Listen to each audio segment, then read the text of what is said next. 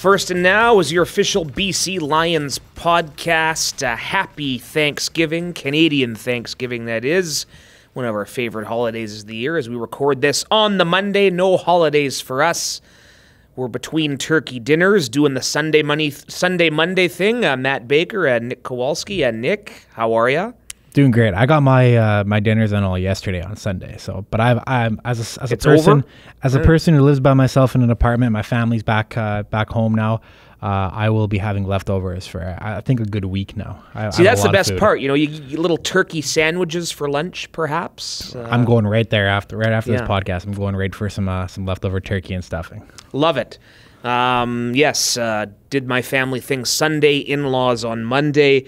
A great time of year, and we're back here talking Lions football as we are every week on whatever podcast platform you're tuning in on. And, well, plenty to be thankful for. And one of the things we're thankful for, I guess, is that nothing has been decided yet, although certainly a little bit of wound licking going on after the overtime loss to Winnipeg on Friday. But thankful that very worst case will be second, hosting the West Semi. Still a crack of a window open for first place, but that's not very promising. Can't worry about that. It's about bouncing back and going into Hamilton on Friday, which we'll talk about this resurgent Ticat squad. But Nick, what was going through your mind after what transpired out there on Friday night?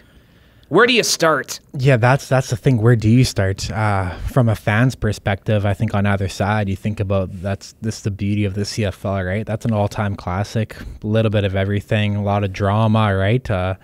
And I saw some chatter about it's not obviously not the result you want when you end up on the wrong side of that game, but at the same time, you got to appreciate those games, right? And that the fact that you're able to compete in those types of games that are such high stakes, right?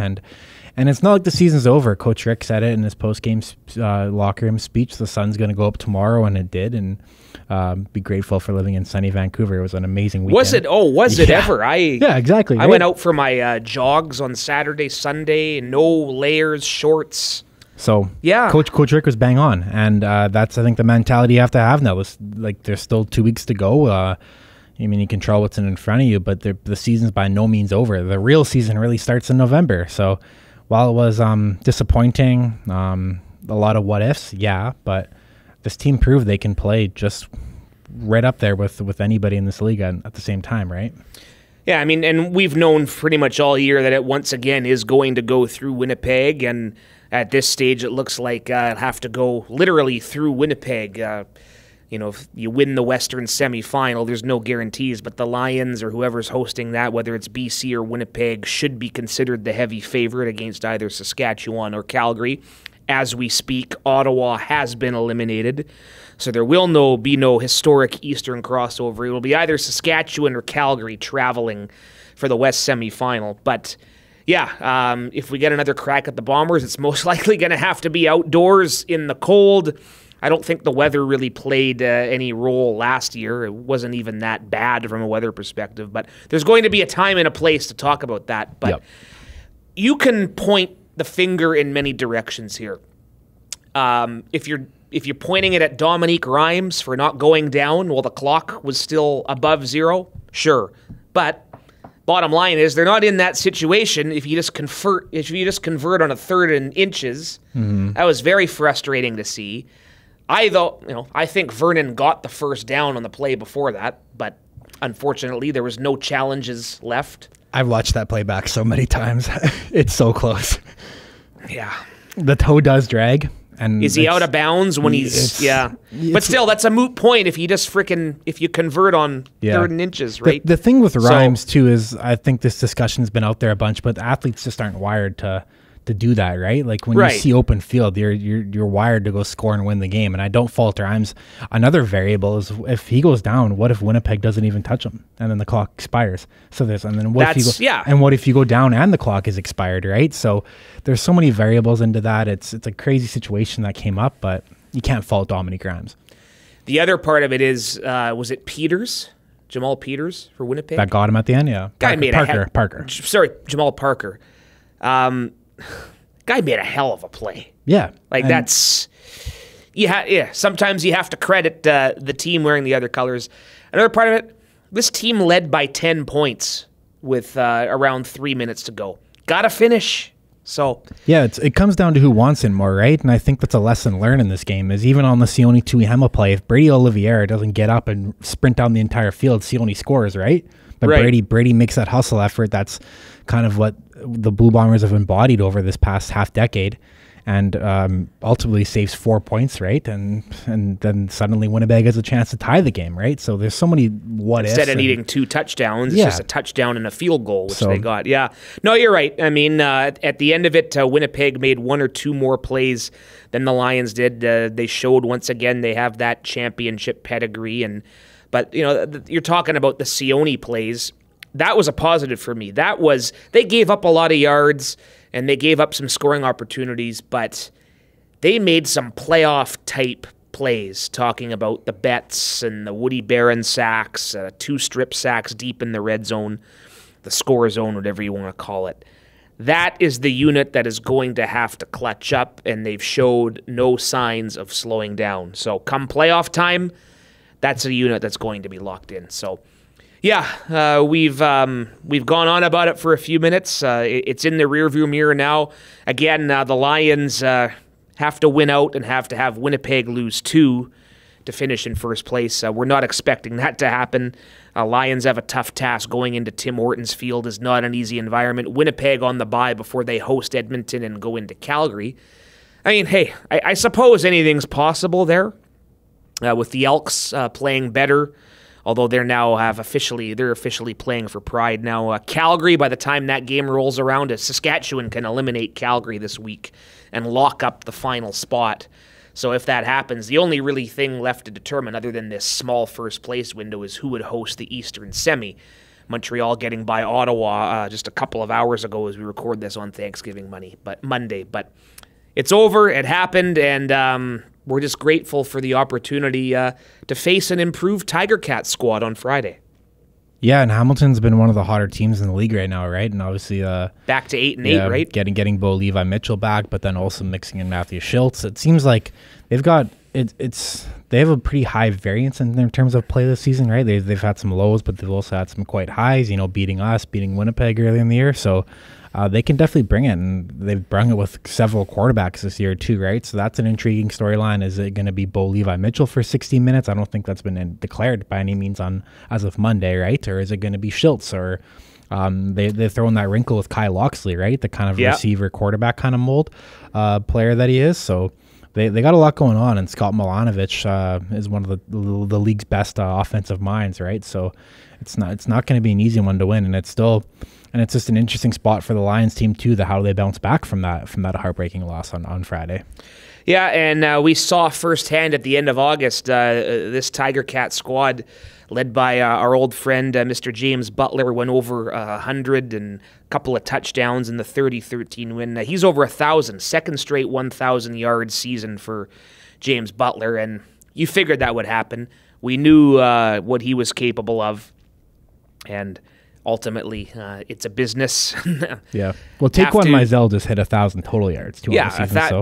Smoke he hasn't always shown up, maybe on the scoreboard, but he does things. Like, they like him as a run blocker, and you mentioned the production has been there. It hasn't been totally lacking. You look at that game he had in Edmonton a few weeks ago, going over 100 and finding the end zone. So, yeah, it's not like it's been a foregone conclusion that the Lions have had a lack of production out of the backfield.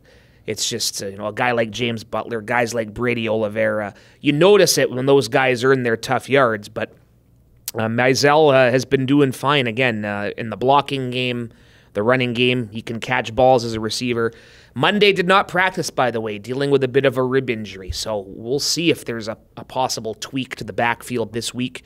Jaquan Hardy recently re-signed to the practice roster. NFL experience with Dallas and Denver.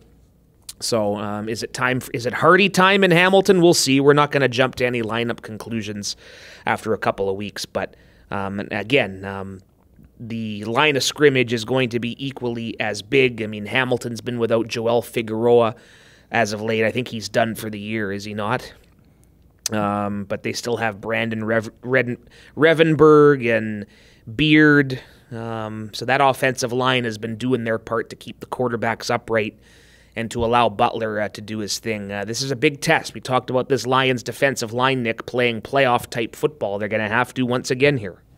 Yeah, and I think even when you come to when you look back at our offense, it is definitely a pass-first offense. And when you look at the 6 options we have at our receiver core, I don't think you would be stunned that that's a result, right? You'd want to throw it a bunch of times in the game, right? So then that's what Jordan Meximick's offense has been doing these past couple of weeks. But Hamilton is a team that is at the bottom in the league in terms of their pass yards allowed and statistics like that. So it's definitely on paper at least a good advantage for the Lions passing offense over Hamilton's DBs. But it's again, like we always say, it boils down to actually playing the full 60 minutes and all of that. And when it comes to Vernon too, just building off what he did last week, I really think that you can make a strong argument Vernon Adams Jr. was the best player on the field on Friday, period. It could, based off some of those throws he was making and some of the... And, just evading the rush. Early on, he had Willie Jefferson, and there was one more just seemingly in his face, but he got out of it and got the ball out. So you're right, though, a chance to maybe exploit the back end of this Hamilton defense, although... the UBC kid Stavros Katsatonis with a big pick 6 in Saskatchewan was very impressed with how Hamilton performed in Saskatchewan. Like we're talking about, everyone's wondering in Regina what's wrong with the Riders. Well, they just got flat out pushed around by a more physical team in Hamilton for the better part of that game. So, Vernon Adams Jr. and what receiver is going to lead this week? It seems every week a different one of these guys is capable. And maybe it's a big night for Jevon Cottoy to shine. Should we tee up? Been some big nights, yeah. We should tee up right now. Of course, looked like it was going to be a significant play in the game, and it was, really. Gave the Lions the 17-3 lead, 70-yard catch and run, establishing a new career high in receiving yards. We're going to hear from Lions slot back Jevon Cottoy right now, the pride of the Langley Rams.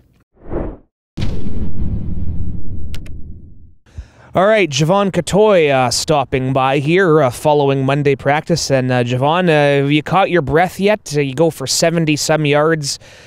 Big first half statement there came in the loss, but how big was that play for you?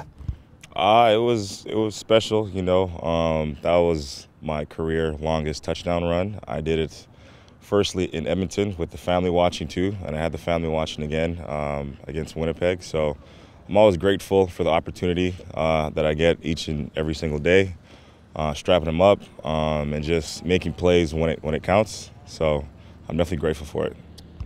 Young Nick here reminded us that you have once again hit a career high. How much pride do you take? I know you're a team guy, but how much pride do you take in it?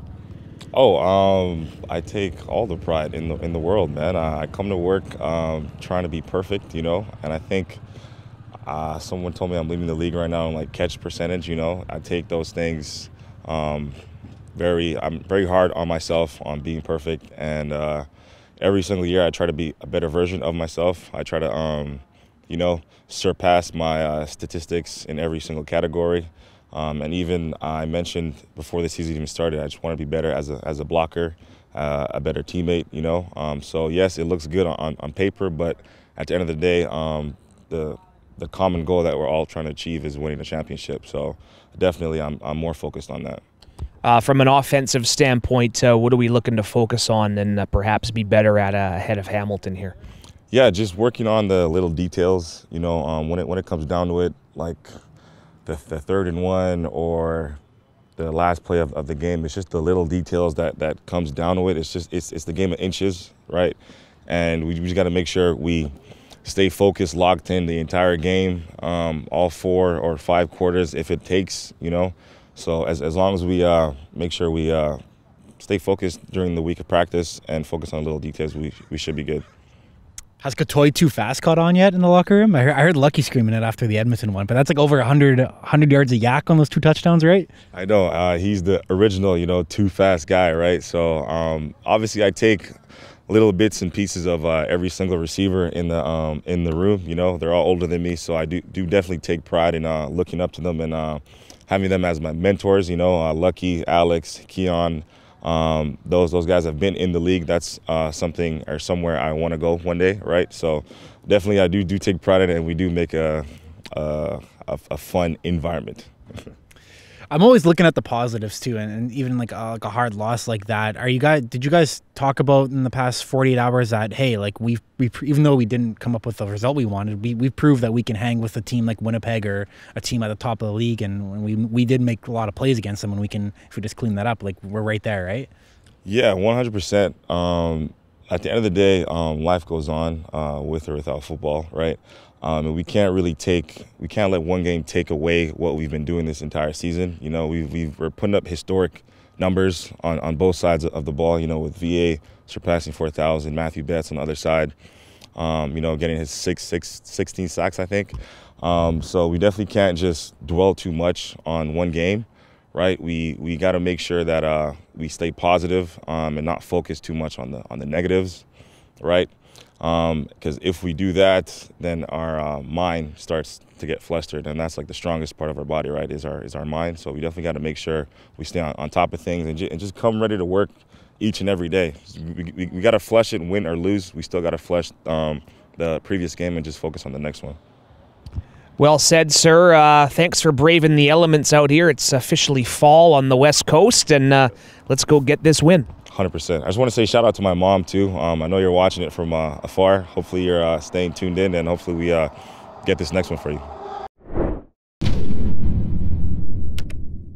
Love it. One of the better guys to talk to, always insightful, and you hear him give a shout out to his mom. So his mom listens to the podcast, Nick. We learned something new this episode. Excellent, yeah, and I like what Jevon said about keeping the mind intact, right, and how powerful that is, because things were definitely, it was such high stakes, right, on Friday, and to have that high of winning the entire game and then ultimately have the low of that all falling down in the last final minutes can be a detriment to the mind, right? So how the Lions team responds, you know, we've talked about the leadership in this locker room and how well they are with dealing with even any adversity, right? I think back to that Toronto game at the start of the year where they come back and play Montreal and put up almost 40 points in that win.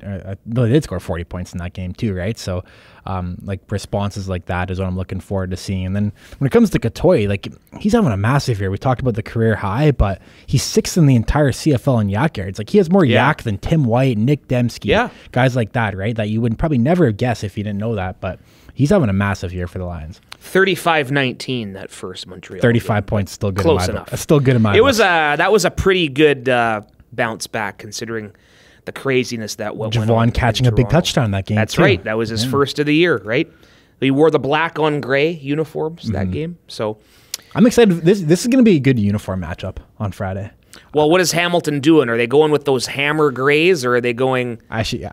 It'd be weird if it was fog gray on their alternates.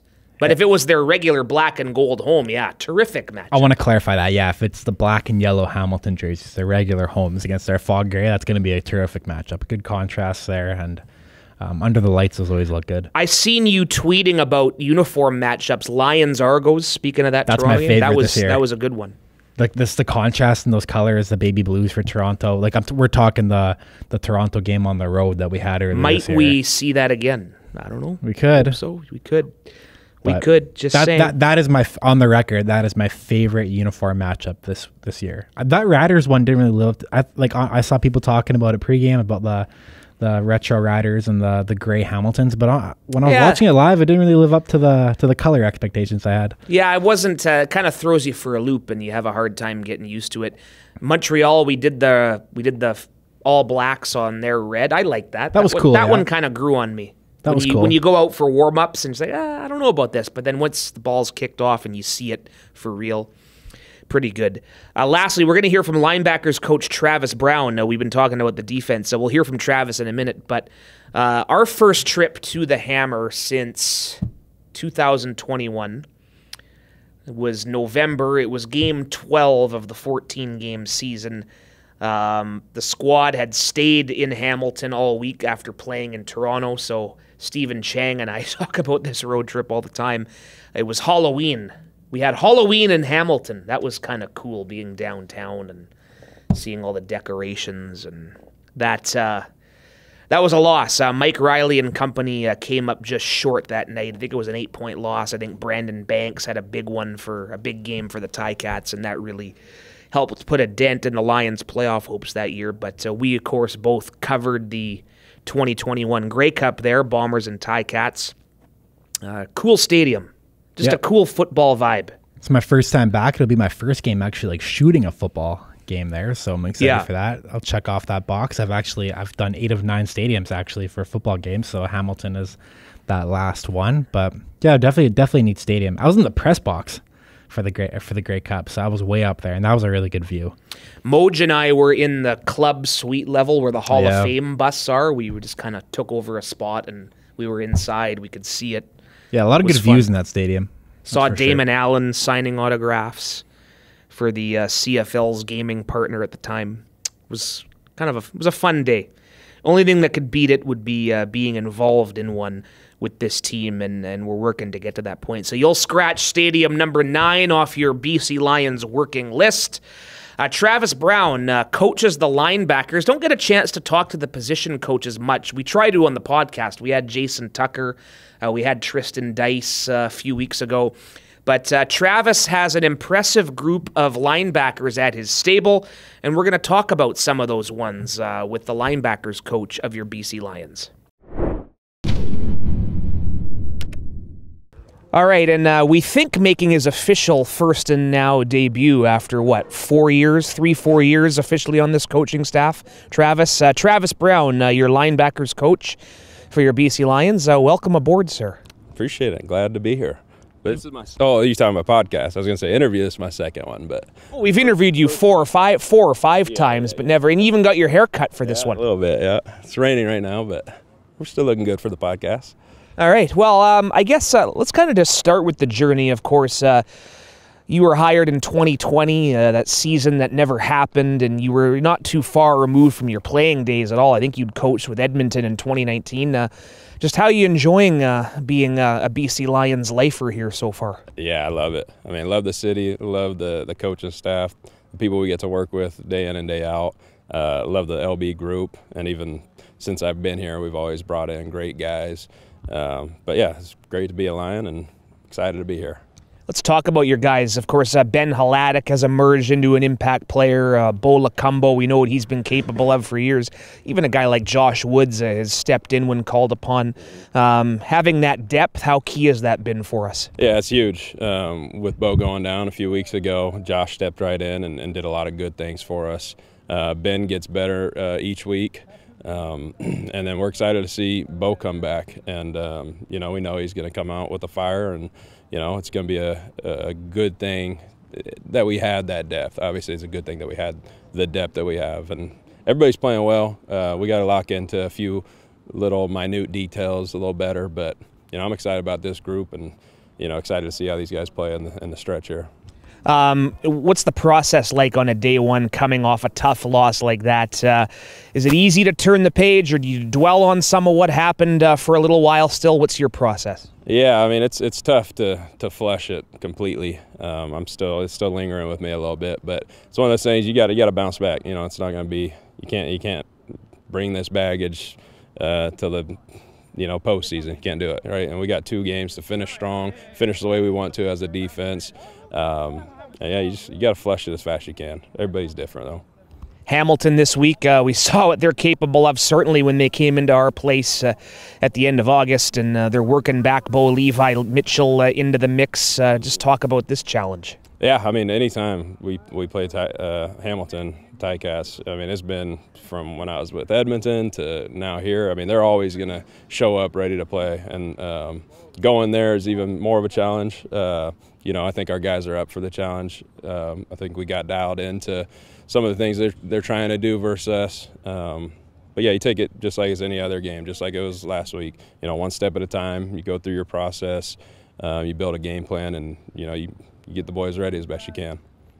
When it comes to Hamilton's quarterback situation too, we saw like Bo Levi got, I think it was like quarter and a half last week, and then Matthew Schultz is proven capable, and then they also throw in a wrinkle of Kyle Loxley sometimes. Yeah. So, I mean, that's something that this week you're anticipating to at least scheme for, right? Yeah, for sure. They can do a lot of different things. You know, they have a good running package that they can mix in with some QB counters that are always tough to defend, but you know, it's one of those things that you got to package them as quarterbacks with the package, and you know, at the end of the day, you got to play ball, and when they are doing those type of plays, somebody's got to step up and make a play, and that's what we got to rely on.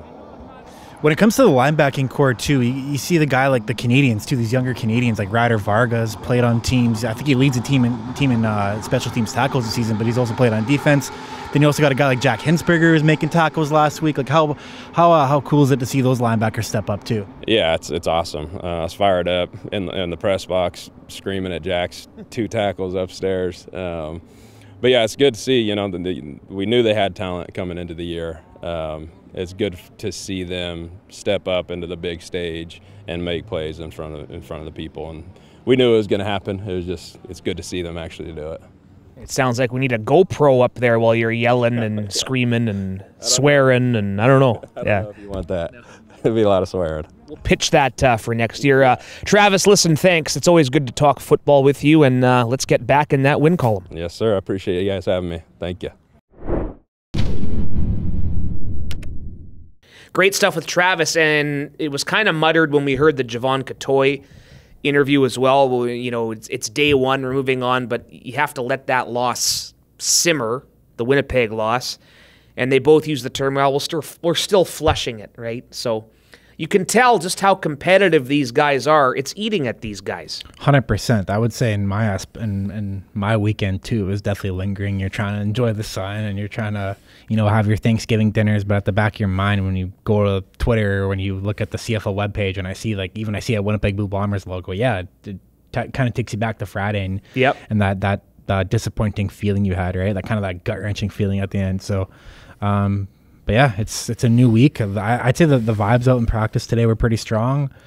I'd say so, yeah, despite the rain. You know, Vernon always being that vocal leader on the field today too. So, yeah, it's team's definitely moving on.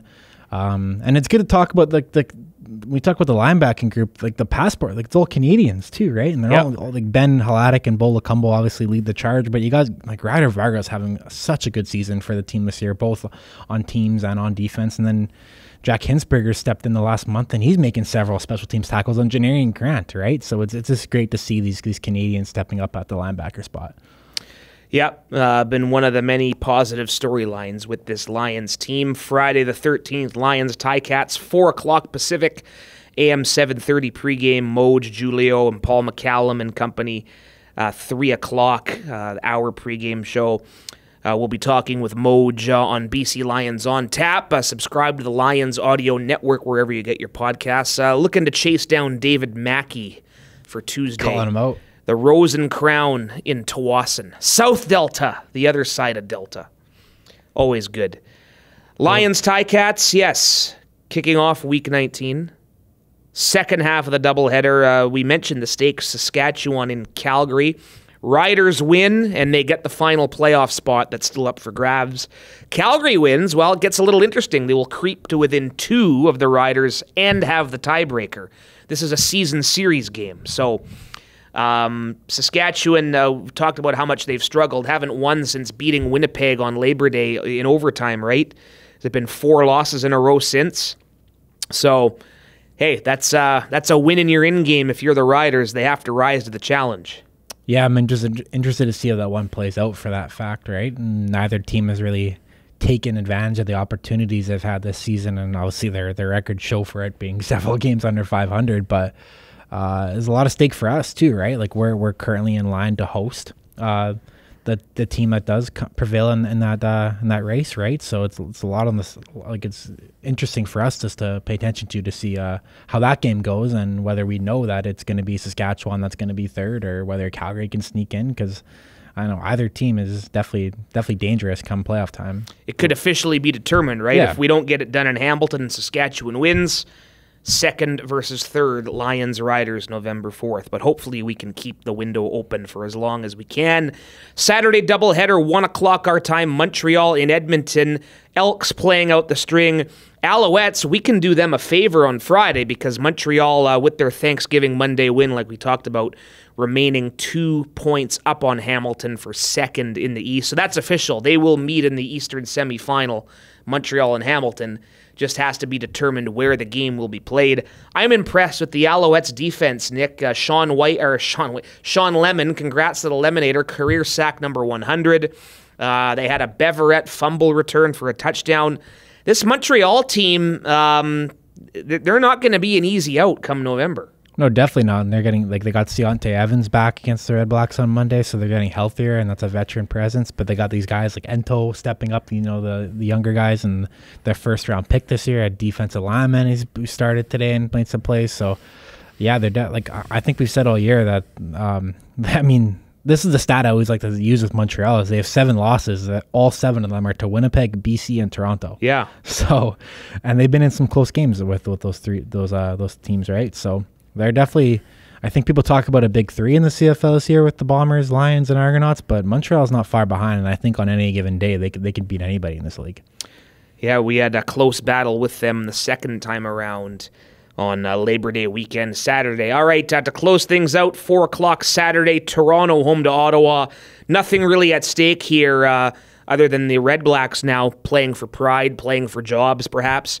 And Chad Kelly with the Argos looking to further pad some of his MOP stat credentials. Argos 13-2, home to the 4-12 Red Blacks.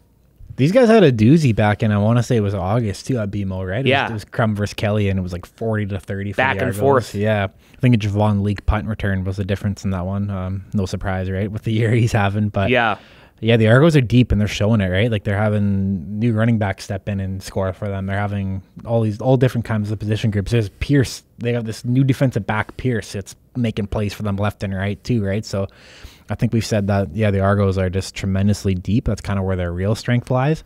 And they've been showing it, and they're still showing it while they're able to rest some guys heading into their East Final game in just over a month. Going to be interesting to see how that plays out in the Eastern Division. So that does it for the Week 19 schedule. We're on a plane to Hamilton Thursday morning, and we look forward to going in to Tim Hortons Field. Great venue, usually windy. It's going to be a playoff vibe in there as they look to stay in the race to host that Eastern semifinal with Montreal. But we hope we can help spoil their cause and get back in the win column. Be sure to subscribe, rate, leave us a review first and now, wherever you get your podcasts, and we'll talk to you early next week after Hamilton, hopefully, about a winning scenario still alive for first place. Calgary Stampeders at Save-On Foods Field Friday, October 20th to close out the regular season before a pre-playoff bye. Nick, let's make it fun. Get some revenge. Yes, sir. First and now, your official BC Lions podcast.